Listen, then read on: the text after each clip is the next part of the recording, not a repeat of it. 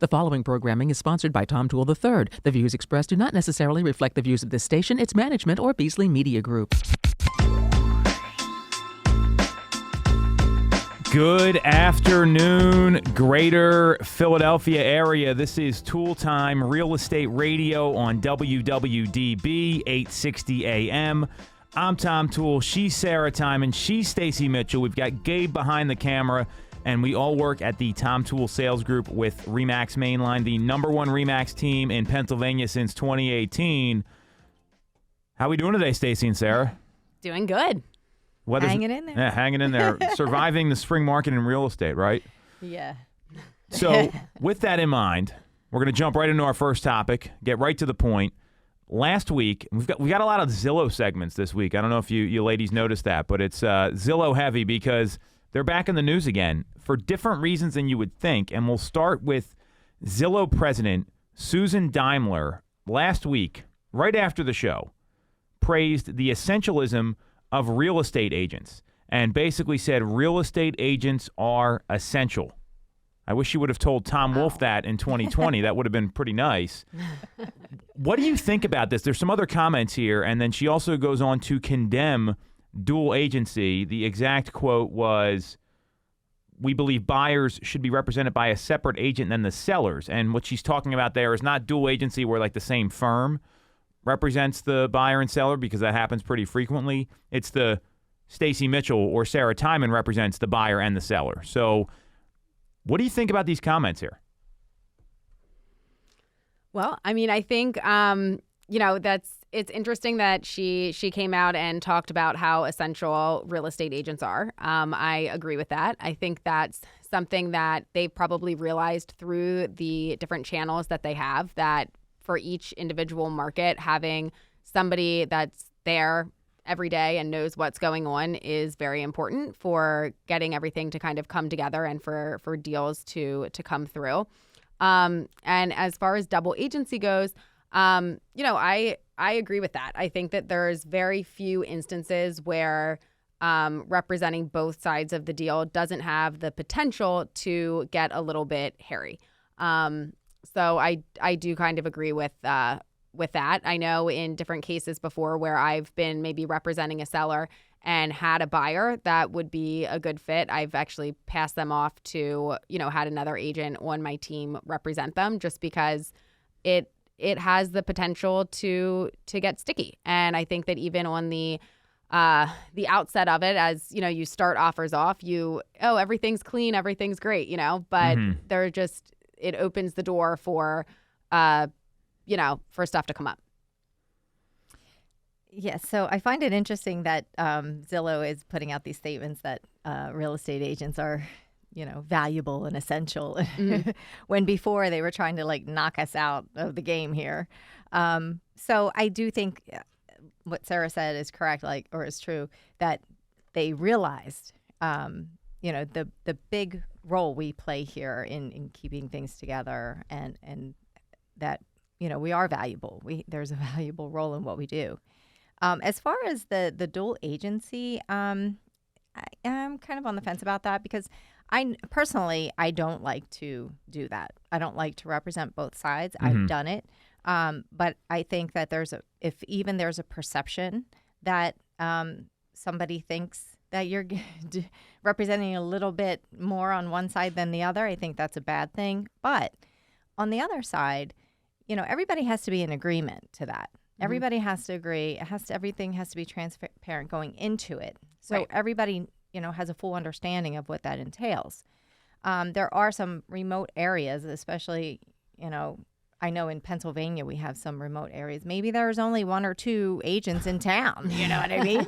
So you might need to represent two sides, both sides of the deal. So I don't know. I don't think that should be ruled out altogether. I think there's probably special situations that we couldn't even conceive of right now that it would be vital that you represent both sides. I mean, and I guess one pro of representing both sides, assuming that, it kind of has to be, I think, a pretty straightforward deal, but you understand, straightforward deal? right. Like, you understand the ins and outs of both parties and what maybe would come to a compromise and maybe would be able to pull together some solutions that would maybe not happen if you were having to go back and forth with an agent on the other side. But I just think it's really easy, even if you are, doing your best to equally represent both sides and to get everybody to the table and everybody to be happy at the end of the transaction. It would be easy from either side if you're not getting exactly what you want to come back and feel like you weren't being properly represented, even if it were a situation where had the other side had a different agent, it still would have had the same outcome, Yep. Well, that's a really great point. And what I know is dual agency happens maybe 2 to 3% of the time when one agent is on both sides. I mean, it's not something I've done often in the 21 years I've been doing business. You've done it, once, maybe, twice? Maybe twice. Twice, right? So that's that's literally like less than 2% of the time because I know how much business that you've done. Yeah. So it doesn't happen often. And when it comes to dual agency, you mentioned the perception, Sarah, and I think it's the perception that how can one person represent both sides versus what's actually happening. I don't think there's any question this can be done in an ethical, proper way. It's just that some people aren't going to feel that way. Mm-hmm. And the flip side is in the current market, there's a lot of people that go right to the listing agent because they want to have a shot at getting the home. And that really shouldn't be the case either because then something not right is going on. And so the consumer has this one view. You've got, Zillow has this other view. I do agree. It makes things much cleaner when you have two people representing the other sides. And what I also know is that when you're working with like an organization like a team and that conflict comes up, you can just flip them to somebody else. And there's another person there that can be your advocate that's going to keep information confidential, and that's going to go a long way. I think as the industry evolves, and we've got a story we're going to cover in our third segment here that I think is going to be relative to this, which is the lawsuits that are in place right now that have now gone class action about who should pay the buyer agent. I think that's really relevant in this discussion because some people, they don't really value the buyer agent, and the dual agent, it also devalues them in certain ways. About real estate agents being essential, I know exactly why Zillow said real estate agents are essential. Because they're essential to getting their Flex fee collected with their Flex agreement, number one. They're essential to their business model, number two, because the iBuying went so horribly wrong. If you look at their Q3 and Q4 earnings call, it was like the tale of two different, it was like two different calls. It was totally different. And when they cut the iBuying and they went back to what worked, and we're going to talk about this in our second segment, all this stuff kind of is going together here today. They need real estate agents for their model to be successful because they tried the other stuff and it didn't work. Now what's happening with them, and we'll talk about the Premier Agent and pay to play and all that stuff in the second segment, they're going into the ancillary services. So you got like Zillow Home Loans, right? Zillow Title's out there, whatever. I don't know what the name of the company is. If they're going to push that, they're going to need local agents that are aligned with them to do that. But the problem is they're going to have the same issues scaling that. I mean, recently we had an agent on our team. Their buyer was using Zillow Home Loans. You know where the appraiser came from? Oh, my gosh. A desktop from Dallas, Texas. It wasn't desktop. Okay. Buffalo, New York. Oh, my gosh. And they drove down here? I don't know if they went in person or not, but the appraiser was from Buffalo, New York. Wow. Yeah. Okay. So they're not from the state. It's 6 hours away on a good day. I know exactly how far Buffalo is. I've been there a couple times. Jumping through tables during the football season. Just kidding. But it's... Like this is the kind of stuff that happens when you don't focus on the local agents. So they're seeing this because they've tried. They think they're smarter, specifically their CEO. I don't know about Susan, but Rich Barton has made it very clear. He thinks he's smarter than real estate agents. And while he may be, he doesn't have the local knowledge base. And that's the problem here. So, of course, they think real estate agents are essential because their business was in the toilet. Their stock price went down when they didn't believe they were essential. And then they went back to what was working for them. And magically, they're doing better. Profits are up. I mean, it's not rocket science here to see what's going on. So when she says the future of real estate is not dual agency, do you think that's something that goes away permanently? A lot of buyers don't use it anyway. This is a controversial thing. I mean, do you think we've seen the end of dual agency or it's going to be phased out? I mean, I feel as though, at least around here, it's not a common enough of an occurrence that it's going to change much. I mean, I think that like situationally, sure, there could be some that that make sense or like you said, Stacey, maybe you're in a more remote area and it is what it is. But so I it's probably going to stay about the same. Like, I don't think that her comment there is going to affect it. Like, isn't going to change anything by her stating that. Yeah, I really don't know on this one. I think that it is such a rare occurrence when it happens. And I don't think that there's many agents out there that love doing that. Right. You know, that's what they want to do all the time. Right. Because it does put you in I don't know. It's, even though I know I'm totally trying to focus, 110% on each side. Yep. It is like, I feel like, oh my gosh, they're going to think that I'm. What if you slip and say something you shouldn't say? Yeah. Right? I mean, anything's possible. I'm not saying you would do that, but deals do go sideways. Yeah. They do. Right. That's just the reality. So yeah, in our area, it's so easy to stay away from. On our team, like Tom said, you can just pass them on to somebody else. And then, it's better all the way around. It also makes the seller feel better, though, right? Because Yes. I think the listing side is where it gets a little dicier because the buyer that comes in that says, hey, I want to talk to the listing agent. What's your initial impression of that person? Why? I just Right. asked why. Right. Like, So tell us more about why. I'm thinking either you are new to the process, you don't know what's going on, and you're not maybe even necessarily prepared or in a position to place an offer. You're just thinking like, oh, let me just contact the listing agent. That's how this is done. Maybe you're not happy with your agent and you've lost a couple deals and you think that you can now kind of circumvent that part and go in and do it on your own. I don't know. I feel Or like that you can get a better deal. right. That is what goes off in my head immediately. The buyer looking for a deal, or they can get and what they don't realize is that all the fees have been negotiated with the seller. There's a listing contract that's been executed that spells out if this, then that. Like it's super clear in Pennsylvania. I can't speak to other states. And the buyer that wants a deal, what's your reaction of the person that calls in that says, hey, Sarah, I'm looking for a deal? I mean, the deal is like getting the house. Yeah, agreed. That's the deal. But I mean, usually it's like, well, we've got a long road ahead of us. Like there isn't, given the current inventory, given the current market, unless if you're willing to do the things in order to like get the deal, maybe shopping a property that's been on the market for a little bit longer because are you willing to put in extra work? Are you willing to go extra steps? And in that case, is it still a deal? Is it only dollar value that you're looking to save on, or is it, how important is time to you? There's some other factors that go in there. I found when people call and say, I'm looking for a deal, there's three outcomes. One, they never buy a house because they can never find a number they feel is below market enough. Two, they overthink everything and it costs them more money in the long term. Or three, they go through agent after agent, grinding these people up until they finally find something and submit. And they have to kind of give in that they're not going to get a deal.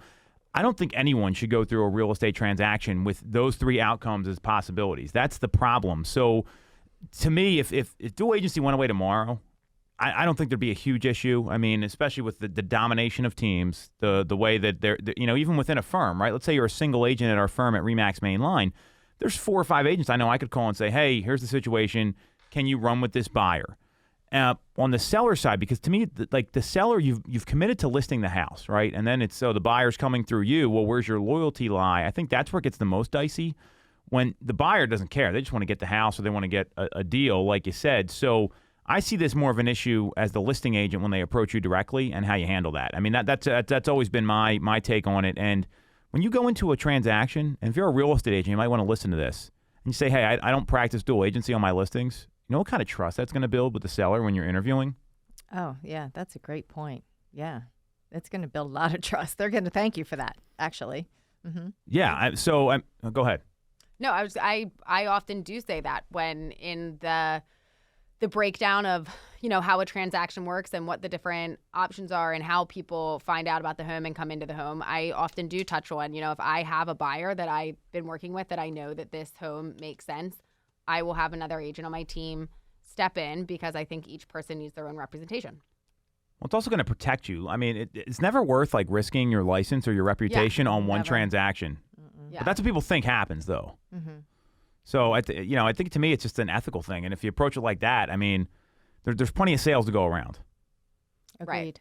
Yeah, and I don't think it's like worth the stress of, am I totally, down the middle, representing both sides equally? Have I not slipped and said anything that I shouldn't? You know what I mean? It's just like it's so much additional pressure that I don't know that it's worth it. Right. Especially if you have to negotiate just even small things. If a $500 inspection issue could just blow out the whole deal. Especially if that comes up at the end of people already having, throughout the process of it, given here or taken there or given here. Like, you never know what could be the straw that breaks the camel's back in a transaction if things do start to Very go true. Great sideways. point. And it sometimes, think about situations where you've worked through a deal that's been sticky, that's been hairy, you're almost at the end, and then something super tiny is what almost like ruins. You know what I mean? Like, it's We all know what you mean. Oh yeah. Yeah. You're like, no. Right. Talking people off the ledge. It's Yes. like, Yes. Well, and that's where having another agent on the other side, you're not getting it from both angles, You're right? right. I mean, it's, hey, like, you talk to your seller, hey, let me call the other agent. Yes. It's a little different saying, let me call the other agent than let me call the buyer. And, hey, it's your job to make sure they take this. Well, actually, it's not when you're a dual agent. That's a great point. That's where it does blur the lines a little bit. So, kind of my takeaways from this are, one, Zillow likes real estate agents again because they're making flex fees. I think that's clear. They learned their lesson. And two, dual agency, it just doesn't seem like it's worth the juice isn't worth the squeeze from it. If we're all on the same page here. Totally agree. Yep. Yeah. Okay, so Susan Daimler, 2 for 2. We're going to take a quick break. We're going to come back. We're going to talk about a change in the Zillow business model. What I see as a change in a couple years. We're going to make some predictions here, talk a little bit about this. But Zillow is changing their model again. Big surprise. We'll be right back on Toole Time Real Estate Radio on WWDB 860 AM. Buying a home or already own one? We can help. I am Kevin Hamill from Alliances Insurance Agency. If you haven't reviewed your policies in the last 3 years, now's the time. New home buyers, there are a number of ways that we can help you get to that settlement table. Call us to find out more at 610-816-0043, extension 3, or visit our website, alliancesinsurance.com. Don't forget the S, it's for savings.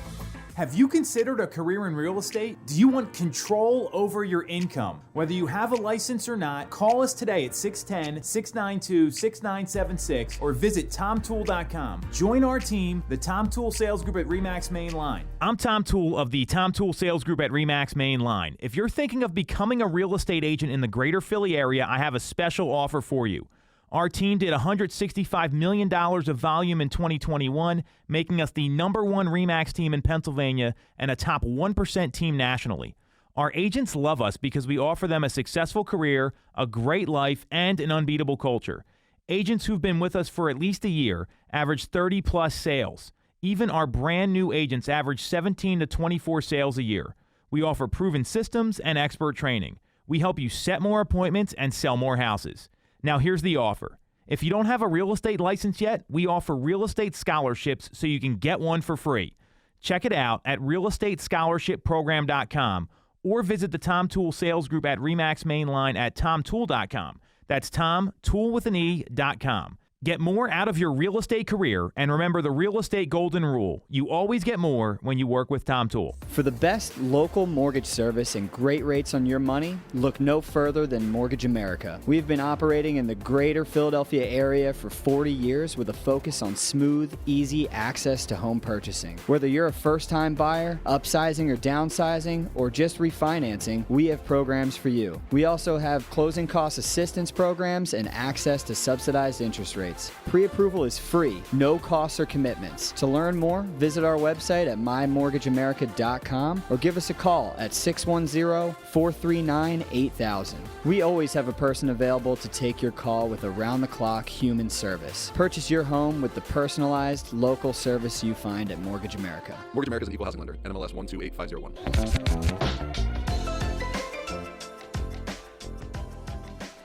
Welcome back to Toole Time Real Estate Radio on WWDB 860 AM. I'm Tom Toole. She's Stacey Mitchell. She's Sarah Tymon. We've got Gabe behind the camera, and we all work at the Tom Toole Sales Group with RE/MAX Main Line, the #1 RE/MAX team in Pennsylvania and Delaware. since 2018, and we are streaming live. We got number one cheerleader over here too, Stacey Mitchell. And we are streaming live on YouTube, Facebook, Instagram. Just Google Tom Toole Sales Group. So Zillow segment number 2. This might be the first. This is the first show we had 2 of these. I think. I'm probably not though. I would guess not. I don't know. Sarah, you might have better memory than me. In all time, I would say no, but recently, It's been a little less Zillow. Yes. Yeah. Okay. Fair. So last week, I found out about this via email. It was very, very interesting. That Zillow is now adjusting their programs about how they distribute leads for people that work with them. So right now there's a flex partnership which you have to interview for and qualify for, where they give you leads and you pay a referral fee every time one closes. And there was a former model.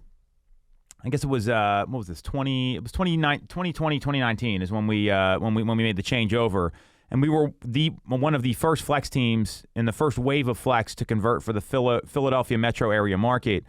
It started rolling out in 2020, with the exception of like places like Arizona and some other markets where you had premier agent pricing before, so you could buy a certain amount of impressions on Zillow, and then you would get leads based on that, and your profile had to be strong and all sorts of other things.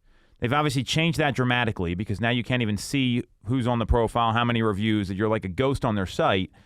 And now what they're doing is in Denver, Colorado, and Raleigh, North Carolina, Premier Agent is no longer available, and they are going full flex in those markets.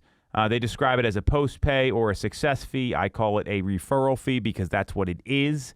And they've gone this full changeover, and this is the first markets that they're doing this. So what do you two think about all this? I think that there's a lot to unpack here, but obviously they've pivoted to one model that's working. Now, the flip side is our market's not like this. We have a blend of people that pay for leads versus flex partners, and there's some things going on here. So what do you guys think? Well, I think they see that this success fee or the post pay, because we've been doing the flex Zillow leads for a while now, and it is successful. There you go. So I think they see that they're going to get better outcome if they run along with it this way, as opposed to a flat rate for agents to buy in monthly. And that way they can, because I'm sure there's going to be criteria that each agent has to meet. There's going to be certain standards. Mm-hmm. I know there is with us. So I think heavy standards. Yeah, exactly. So I think it's going to elevate the quality of agents. And I think it's going to generate more income for Zillow for sure. Yeah, I would agree. I mean, I think that with the previous model, there probably were a lot of agents that, and I don't know what exactly, the different tiers were for what people were paying, but I'm sure they were probably collecting a decent amount of payments from people that weren't producing. So that was kind of easy, free money to them, if you will. But whatever Zillow person that called into Zillow and then got this agent, maybe they're not representing Zillow to where they would want to be held at, versus the fee that they're going to be charging people for this referral fee. I mean, it's higher than what most referral fees are amongst other agents, but by doing it that way, I'm sure that they are still, I'm sure it's very successful for them because they're getting a higher rate on that. They're working with people who are actually closing deals, which is making them look good, which is making the whole process look good. And for the people who are utilizing this, while they are paying, a nice little fee there for the referral, they're getting business out of it. So most likely it's going to be worthwhile for them to continue doing it. Now, at what percentage of their business do they have Zillow be their lead source? That could be all across the board, but it would be working with people who are successfully closing transactions. So great points. Something you mentioned there specifically, it's free money, but they're not necessarily delivering for the customer. So I was in the room with Greg Schwartz, the former president, no longer president of Zillow. This was, I want to say 2019, right before all this stuff started to change and they started delivering live connections. And people were getting a 50% callback rate on Zillow leads. Ridiculous. And if you're an agent that's paying money and not calling your leads, just hand them over to us. We'll pay you a referral fee on them and just close them for you, literally. So there was a lot of that going on. You're absolutely right, Sarah. That's a great observation. What I see here is that we're starting to see the market change a little bit in that, like, we know buyer traffic's down because people are a little frustrated with inventory, and even though there's still plenty of homes that are selling, it's moving really quick. So that's a factor, number one. Number two, if you get a highly converting team that's paying a fee on everyone they close instead of upfront money, you're making more money off the highly converting teams. And what they say in this article here is that they're going to some people, and it's May 25th is the date, so we got about 30 days, that there's some agents that are not going to be invited to continue with the program. And there are real standards here. I mean, we have standards that we have. I literally pulled up the spreadsheet while we're here. You guys have seen this, where it's, here's the metric you need to hit, here's how many leads, here's the conversion numbers, where are we, how's it going? Like that's literally what we're getting graded on right now. And if you're not converting at the right level, they will pull the program. This is in the contract. So it gives them some skin in the game, and it gives the team some skin in the game, because it's basically perform or shut up. So I'm clear this is going to be more profitable for Zillow, which there is, and look, we are a flex partner. I am a Zillow apologist. I believe in the model to get people started.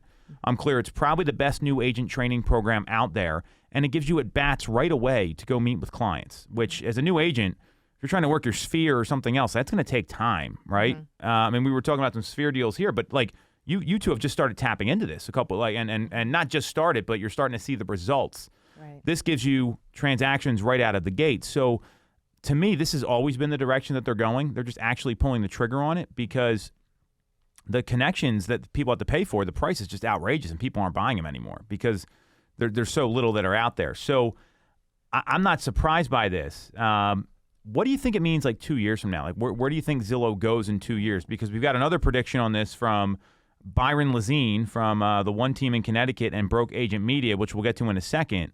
But before we talk about his prediction, a year from now, 2 years from now, what are we saying about Zillow? Does this mean anything, or is this just another thing they're testing out? Well, it certainly means something.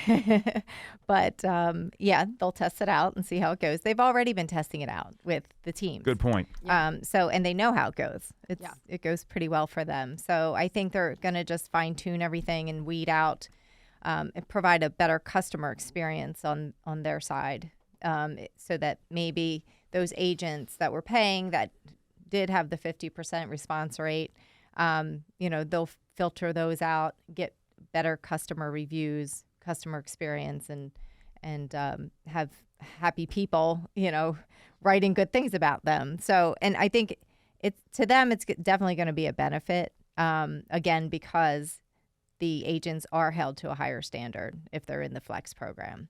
And that being said, I think they'll continue to see the success of the Flex program, and they'll probably, from what I'm reading in this article here, try to go forward and, like Tom had mentioned earlier, buy out small brokerage firms, things like that, and expand on their Zillow Flex program that way.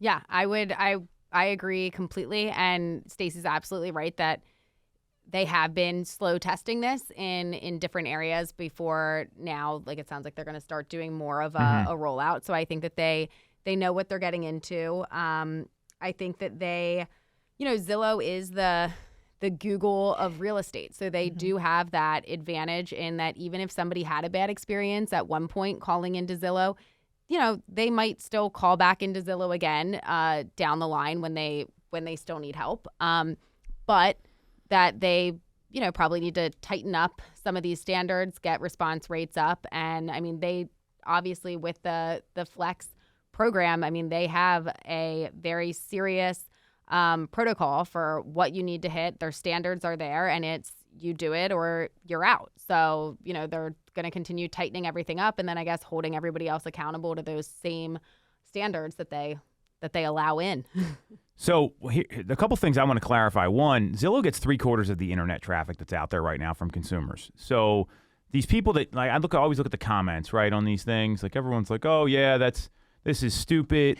you're giving away your clients. Well, 3/4 of these people were going there anyway. So I don't think it's to immediately hate on something without understanding that none of us have the reach to 3/4 of our market right now, period.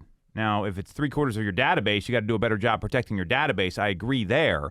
That's maybe a separate conversation, and we're going to have Steve Bizzagni from our team come on the next couple weeks talking about how to protect your database from places like this. I think it's going to be a very relevant conversation.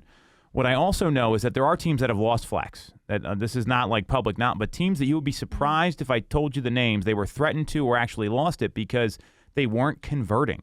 They weren't reporting. They weren't doing the things they were supposed to do because they were used to the old model, which is kind of like spray and pray. You just like get some leads in, you hope some stuff converts. There's no systems there. And what Zillow is forcing people to do, right or wrong, is run their real estate business like an actual business instead of just, I converted this lead, I converted this one, I have no idea where these people came from, because that's how most real estate agents run their business. So to me, there's a lot of good that comes out of this. And there's always a cost to that, right? It's an acquisition cost. But then if you can convert these people, make them your clients, then get referrals from them, that's where the money's at. This is a cost of client acquisition that you normally would not come into contact with. A lot of people want to complain about it. I don't see how you'd reach some of these people. We've had some very high-profile clients come to us through the Zillow portal. You'd be surprised who they were. I can't tell you. It's all confidential. We've had some high-dollar people that we normally wouldn't have gotten otherwise come through us through this portal. So there are some advantages there. And I think the people that don't like it don't have like a vision to scale their business or help new agents come on. It might be like the single agent or the smaller teams. So with that in mind, the second part to this here is that last week on Broke Agent Media, we finally got another news website we can pull from here. Byron Lazine wrote an article that and they talked about, Sarah, your quote. I think it's like a cumulative quote now, is the Google of real estate, right?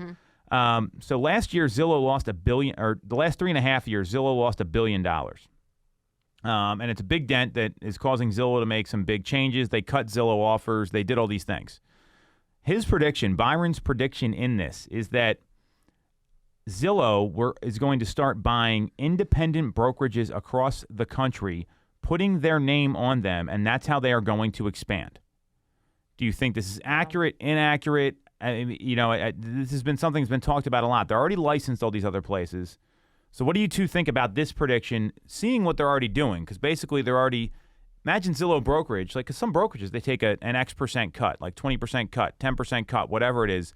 Zillow's saying we're going to take a 35% cut. Maybe it goes up, maybe it goes down. I don't know what that. Not going to go down. It's going to go up, if anything. Not going to go. Nothing goes down.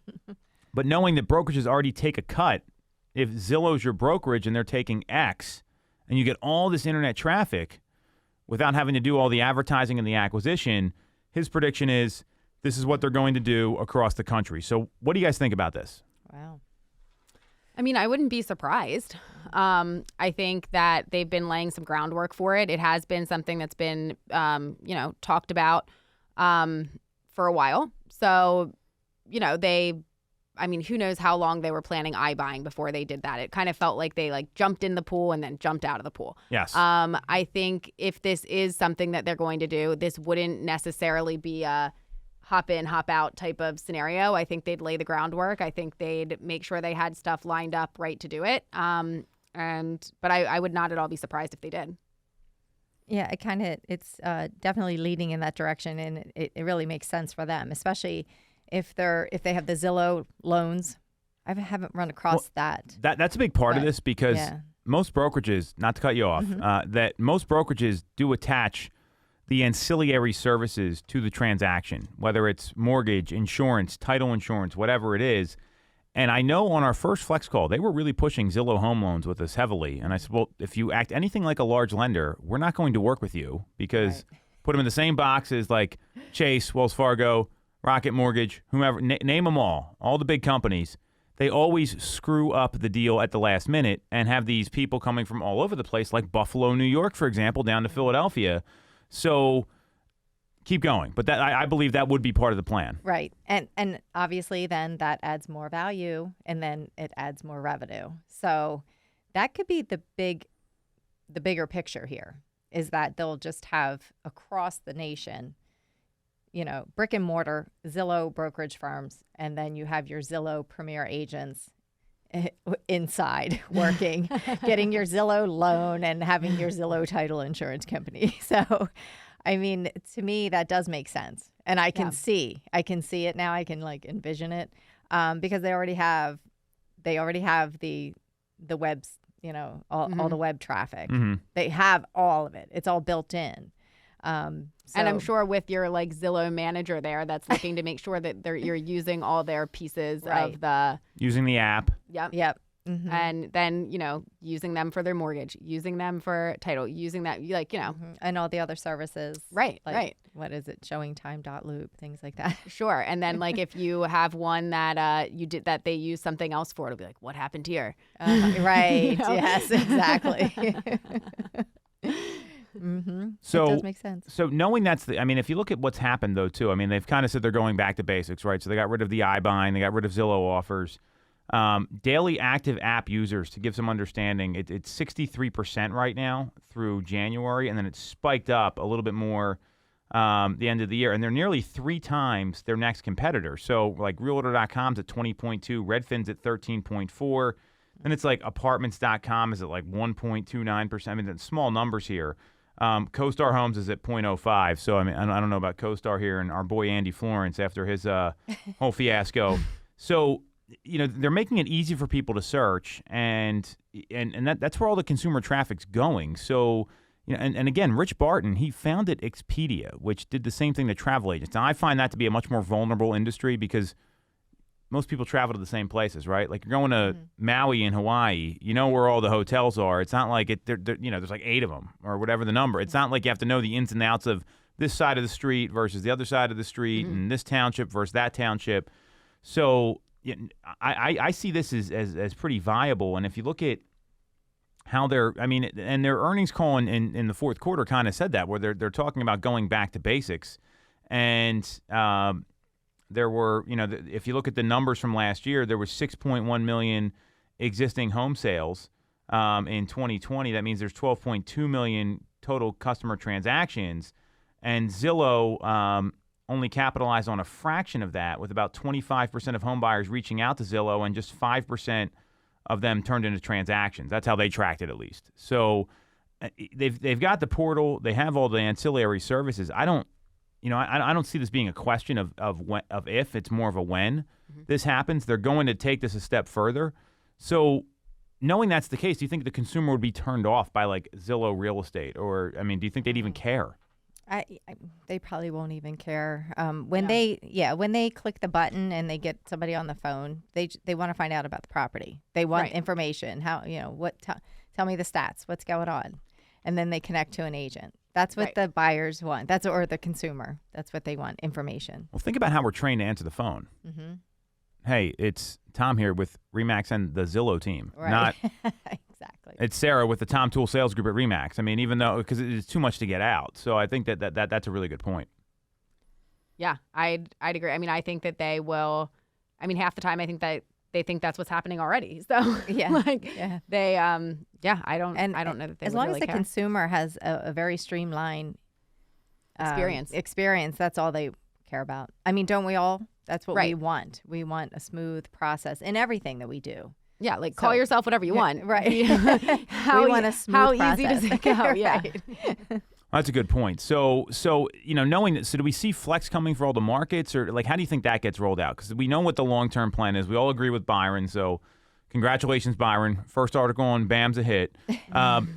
Do we see our market going full flex, or are they going to test this out a little bit? What do you think happens there? Because they're going to have to make a decision one way or the other. They're clearly testing this. Those are test markets like Denver, Arizona, Florida, North Carolina. These places are all the test markets. They come to our market typically last, is what I found. So does Philadelphia and does the whole country go full flex in a year? What do you think? Well, we've already provided them with a test, right? So we've already tested their market. Well, but they're testing a blended market here. Oh, gotcha. Because there's still people that can right. Yep. that can have Premier Agent pricing and not. Mm-hmm. I don't see it. I see it happening a lot quicker. I think by the end of the year, everyone's flex. Mm-hmm. That's my projection. Yeah. Why would they wait? It's proven to be successful.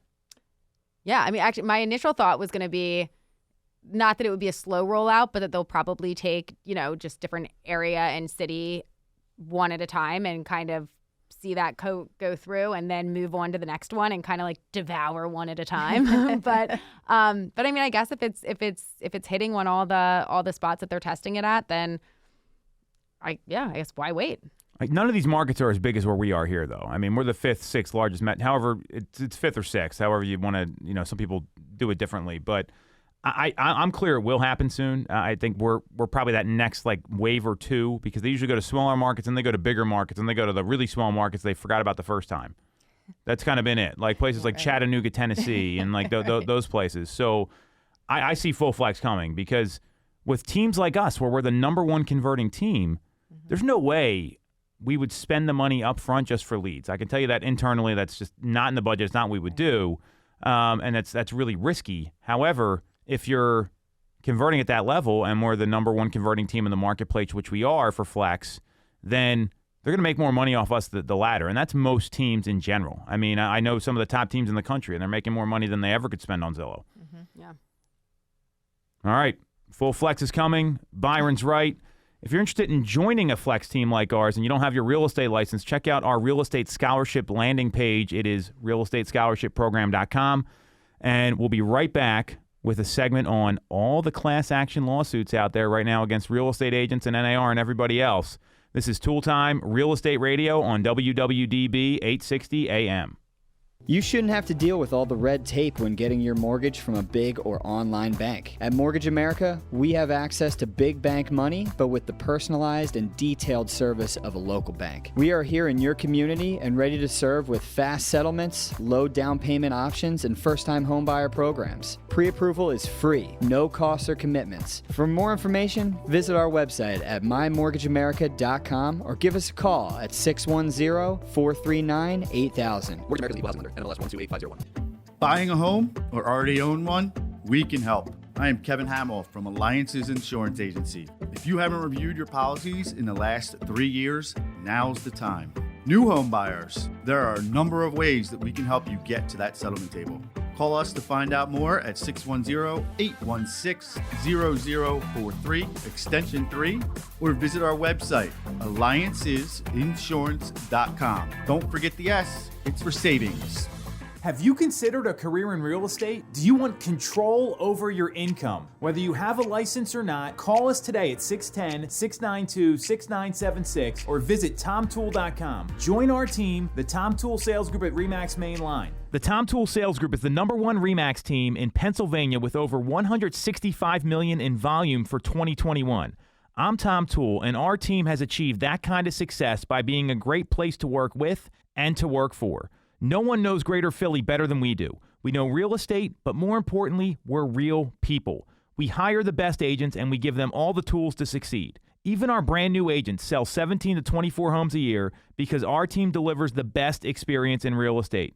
Teams deliver a better experience than individuals, and we're a top 1% real estate team in the country. We call it AAA service. We're your advocate, ally, and advisor. Because this isn't a transaction to us, it's a relationship. If you're buying or selling a home, call the Tom Toole Sales Group at RE/MAX Main Line at 610-692-6976 or visit TomToole.com. That's TomToole.com. Sell your home for more, and remember the real estate golden rule. You always get more when you work with Tom Toole. All right. We are back on Toole Time, Real Estate Radio on WWDB 860 AM. I'm Tom Toole. She's Sarah Tymon. She's Stacey Mitchell. And we've got Gabe behind the camera streaming us live on Instagram, Facebook, and YouTube. Just look up Tom Toole Sales Group. And we all work with the Tom Toole Sales Group at RE/MAX Main Line, the number one RE/MAX team in Pennsylvania since 2018. And we've got some lawsuit news, the most exciting topic for everyone here. It's actually pretty important, so I don't want to gloss over this, but it does get a little heavy on the legal jargon. So the short of this is there have been a couple of lawsuits kicking around the courts about NAR, DOJ, sort of collusion on commissions, buyer agents shouldn't be paid. And last week, there was some news that dropped, and then we had an update actually this morning. But last week, there was some news that dropped that Gary Keller, the founder of Keller Williams, and his franchisers were singled out by attorneys on Monday as a federal court judge heard arguments in one of the 2 federal commission lawsuits that are currently going through the legal system. So Judge Stephen Bowe in the Western Missouri District, he weighed in on whether hundreds of thousands of home sellers can ask to be reimbursed for more than $1 billion in commissions they paid to buyer agents in the past 8 years. And they said specifically in the legal arguments, we have the chairman of the board and the founder of Keller Williams actually admitting in corporate conference calls that he believes in collusion theory, that there's collusion amongst competitors in this industry, which is designed to punish people who don't play along. And an attorney for the plaintiff on Monday, and this is all but the plaintiffs, which are the people that are suing. And that's what's been happening, and we're here today in Missouri to ask that stops. So what do you think about this? I mean, this was said. That's pretty wild. Do they have him saying that? I don't know. I mean, that's who the hell knows, right? I mean, this is the problem here. That's wild if he did say that, but maybe he did, based on the other things he said. Well, Keller Williams declined comment. Yes. Looking at this, I mean, the court held oral arguments on this and offered glimpses into how experts view buyer agents on each side. Without NAR's commission policy, they might not be getting paid, right? And that's why the plaintiffs believe Gary Keller is leading this conspiracy. I mean, this is pretty wild accusations. Like, I don't know what to make of this. Where would they so what? They want to sue and get the money back from the brokerages? Like, where do they think all of this money is going to Well, the money's already been spent. Yeah, I can tell you right now. That's gone. Right. So they would get awarded like a reward from like the federal courts, and that would go against all these companies. So what they're alleging here is that the attorney for the plaintiffs pointed out that the Northwest MLS data used in their reports was from transactions in which Keller Williams was either the listing broker, the buying broker, or both. And the attorney said that he had filed a subpoena to compel similar data from the Northwest MLS for the other real estate franchisers, because all the big companies are mentioned in this lawsuit. Remax, Keller Williams, Realogy, which is Coldwell Banker Century 21, Berkshire Hathaway, which is like home services. Like all of them are named there. So that's not really the question. So I think it's more of like what happens next here, and where does this go? And so, I mean, do you see these lawsuits gaining traction? I mean, I guess that's kind of the big question here. I mean, they're citing Gary Keller. I think this might be more for headlines personally. Yeah. Gary Keller's a smart guy. I can't imagine him saying I believe in collusion theory, Right. but I could be wrong because some of these people have said some crazy stuff. So that's just my opinion. Yeah, but then didn't it go on to say, though, that as far as like injured parties go, that many then on the buy side made out just as well or better than if they had been paying that fee themselves? Like, wasn't there like some canceling out that like occurred? So if you were to, try to go in and sue on one end, then wouldn't you owe on the other? Like, there'd have to be some type of balancing act that would come into play, right? The whole idea here is I think the outcome of this lawsuit is that they want buyer agents to pay, or buyers to pay the buyer agent. Like, that's what people are looking for. Right. Instead of the seller paying it. Mm-hmm. I would imagine and to me that actually hurts the buyers, and I'll tell you why. A lot of these people put every single dollar they have into their home purchase. Mm-hmm. So if you got to come up with an extra X percent, because we can't talk about commissions here. Right. Mm-hmm. Let's say it ended up being $10,000. Right. Your purchase power just dropped by more than $10,000. Right. And the reason I say more is most people are getting a loan. They're putting a percentage down. The $10,000 that's a lot of money. They could be only working with $100,000 for the sale. Mm-hmm. So are they able to finance it in? You're gonna have to see some mortgage reform to allow for that. Mm-hmm. So I don't know that this is the most I get what the sellers are saying here. We shouldn't have to pay the buyer agents. The flip side is I don't think the buyers would be able to pay as much for their home Right. without them paying the buyer agents, because it's all coming out of equity. Mm-hmm. It's not like Right. they're stroking a check for the commission. So And what the sellers might not understand is that, like you were saying, Tom, the buyers might not be able to purchase the seller's home unless it's unless there's an agent fee that's taken care of by the sellers out of the equity. mhm. So I kind of get the gist of what they're saying here. But if the buyers have to pay for representation, whether it be a buyer's agent or a lawyer, they're still going to pay. And it's going to push a lot of people out, especially first-time home buyers. Yeah. If you're FHA, VA, I mean, they already struggle to get into the housing market, you know, to buy the American dream, to start their generational wealth for their family. Yeah. And I know people have problems with the way, you know, the housing market is now anyway.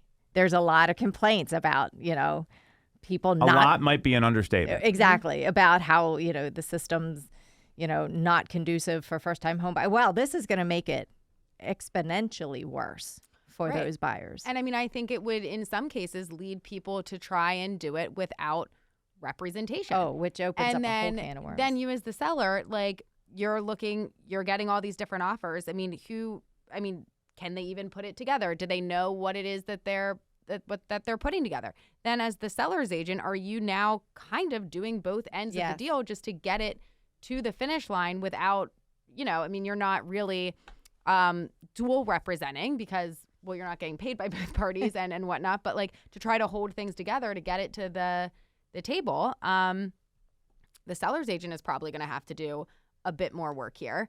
And I would say it goes along the same lines. I mean, we talk a lot about for sale by owners, and you're leaving, what is it, 14%? More, 17% on the bingo on the table there for what you could have gotten had you used an agent.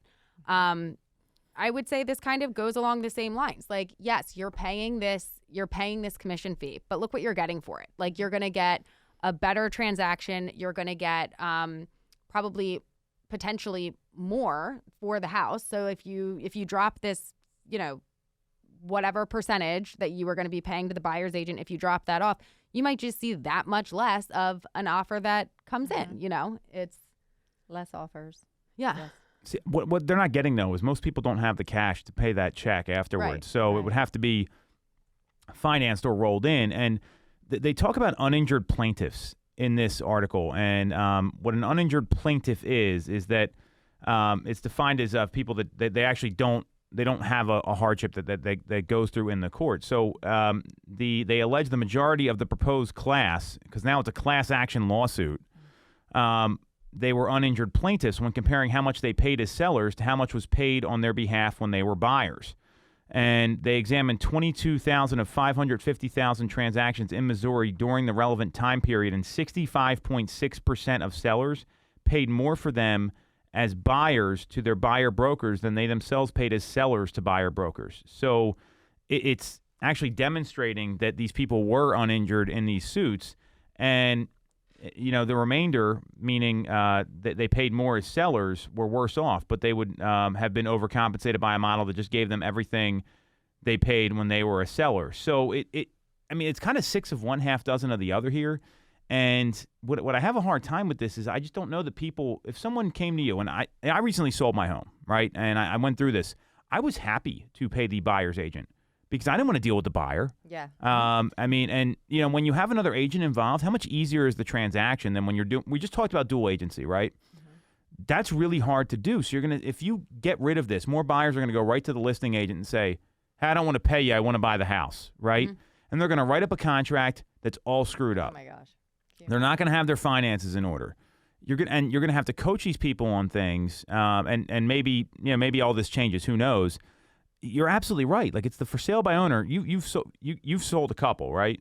You've sold any for sale by owners to buyers, Stacey?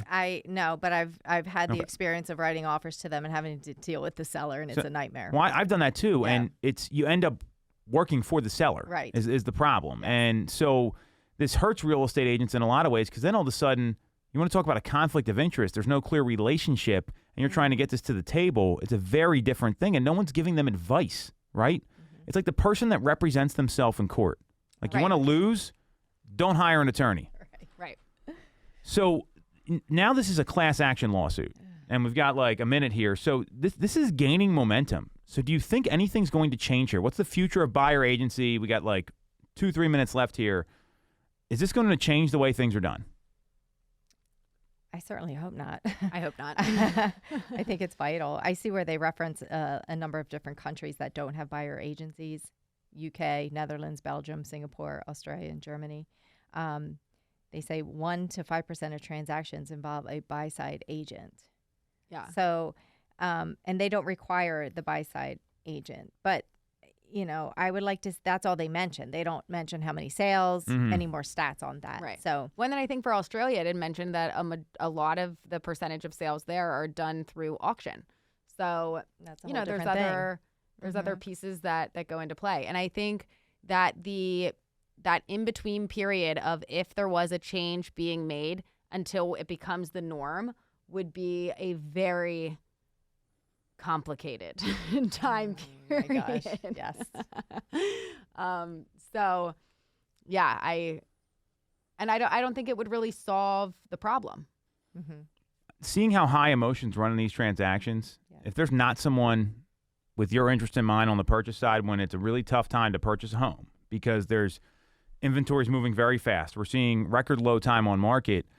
I don't know how a lot of these people would actually get there. They would just keep doing the same thing over and over and over again instead of getting advice. I mean, you've written 7-10 offers for clients each. I mean, if they didn't listen to you and change things as they went through, they would have lost out entirely. At least that's my observation. So what I see happening is this.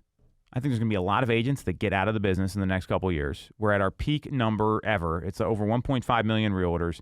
And every realtor out there listening to this, you better be ready to give a presentation why you're worth the money being paid. Because if you can't express your value and you can't show people, why you're the right person to work with them on the purchase side, and you're not learning how to list homes. This is the other key point. If you're one of these people that just relies on the phone to ring and wants to do a ton of buyer deals instead of a buy-sell or working your sphere, some of the stuff we talked about beforehand, or just learning how to list homes, that's where you're in a lot of trouble. And unfortunately, there's a lot of agents out there, that's all they know how to do, and they don't know how to communicate their value to the consumer. They're not having that meeting up front. They're not talking to them for 10 minutes in the driveway, explaining what's going on. So that's going to be where a lot of realtors get hurt here. That's my observation.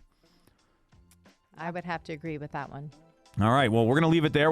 This thing's going to go on for probably another 5 years before there's an outcome, so don't worry right away. We've been talking about this since we started the show and even before that.